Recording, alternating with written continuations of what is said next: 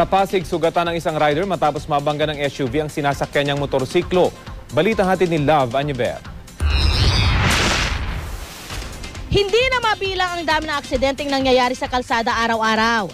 Kaya ang simpleng pagsunod sa traffic light, sa umaga man o sa gabi, posibleng mabawasan o maiwasan ang insidenteng katulad nito.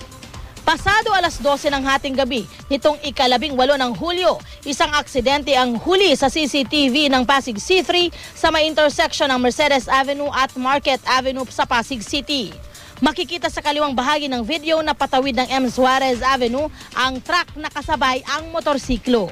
Pagdating sa gitna, huminto ang truck at isang kulay puting SUV ang dumaan mula sa ibabang bahagi ng video.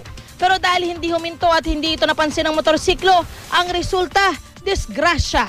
Tumilapon at nagpagulong-gulong sa kalsada ang motorsiklo. Nakatayo naman agad ang rider ng motor. Dinala agad sa malapit na ospital ang rider ng motor na nagtamo lamang ng mga galos. Samantalang nagtamo ng gasgas ang sinasakyang motor. Kinalaunan, nagkaaregluhan na rin ang dalawang kampo. Ayon sa investigasyon, naka-go signal ang motorsiklo at truck. Samantalang beating the red light naman ang puting SUV.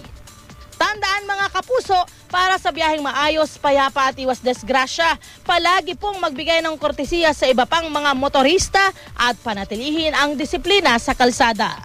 Love Anyever, GMA News.